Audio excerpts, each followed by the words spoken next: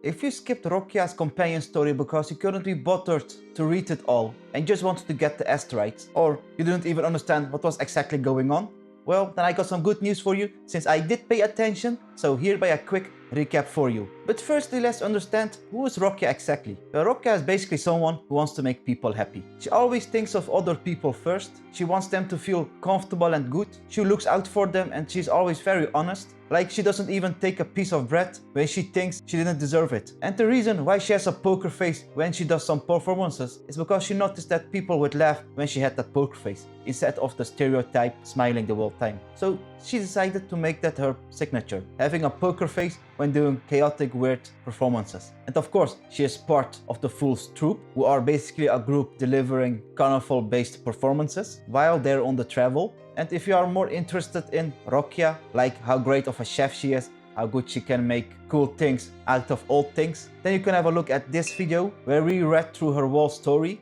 So, how does Roccia's companion quest start? It starts with an urgent request we got from Roccia, which says that we should urgently come to the strand, and luckily we arrived there just in time since Roccia and all the people there were about to get overmastered by the monsters. And why were they in that situation to begin with? Well, Roccia found them with Tina, another Fool's troop member, shipwrecked on the strand, and luckily Roccia and Tina found them since they were also getting attacked by those monsters. So after we helped them, Tina brought the people back to the Fool's troop, to the base, and those people are called the Pilgrims. And we stayed behind with Roccia to see if there was anything we have missed. So we checked out their wrecked ship, and luckily we checked that because there is a girl there, a dying girl, laying in the debris. So we immediately hurried back to the base to care for her, and luckily Pero was with us since Pero carried the girl gently. And when we arrived at the troop base, Roccia and Pero immediately gave emergency treatment to the dying girl, and she finally stabilized. And then we went to Tina to inform her that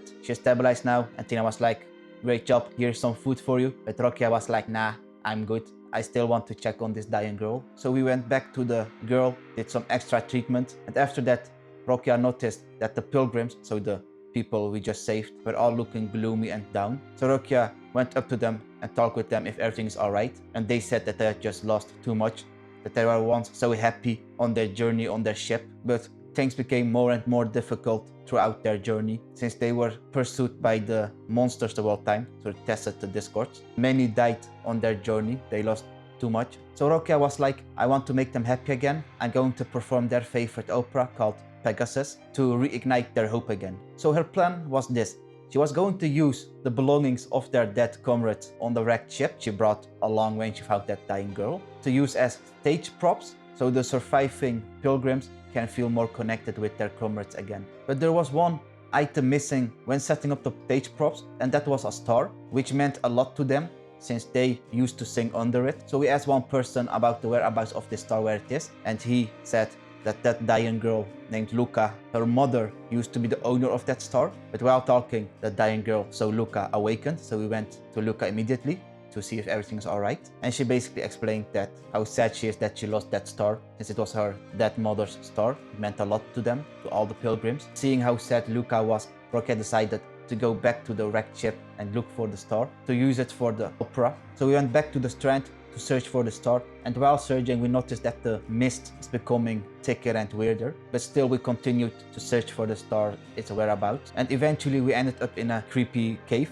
and discovered that some echoes have the star. So we fight them and get the star back, but it seemed like the echoes were not bad guys actually. They were just sad that they were abandoned by their masters, so they made their cave their own home and stole the star because it radiated good vibes. They wanted to have the good energy from that star. And Roccia felt pity for them and brought them back to the Fool's troop. Back at the base with the echoes, we found out that not all of them were abandoned by the masters. It seemed like some of the pilgrims were their masters, and since those pilgrims were exiled, they didn't abandon the echoes to hurt them. And not all echoes reunited with their masters, some only just reunited with the masters, their belongings. And we went to Luca, of course, to tell her that we got her star back, and we asked permission whether we could use it for the opera, and she gave us permission, luckily. And then we gave this beautiful Pegasus opera performance with the MC and Roccia dancing. After the performance, we cleaned up the whole stage, and there was just one pebble left, this stone, which didn't have an owner. And Roccia said that she once was just like this lost pebble in the past,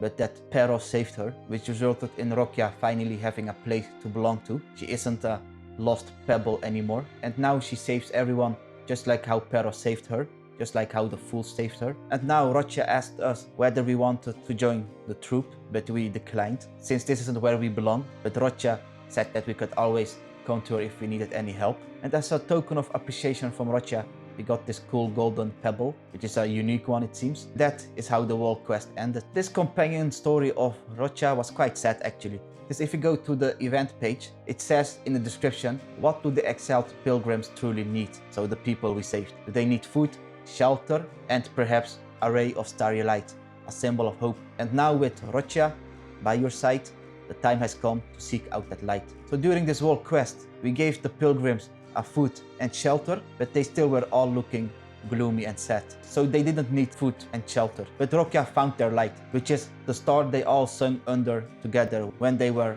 journeying. So the star means a lot to the pilgrims. But it isn't really about the star. It is more about giving people hope, being together and sharing their journey together. But it could never be like how it was for them, like in the past, because they lost too much. And that is what Roccia also realized, but she still wants to make them happy by performing the pilgrims their favorite opera, Pegasus, using all their dead comrades, their belongings, to make them feel that warmth and happiness again, that they still have a place to belong to, the fool's troop. So, is Roccia worth it? For me, she is, because she has a fun playstyle. I like her whole character design, her whole background, her whole personality. Sure, she may not be the best character in the game, but I know that I will enjoy the game a lot more with her. So that's why I summoned for her.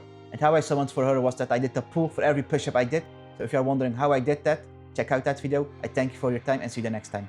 Bye.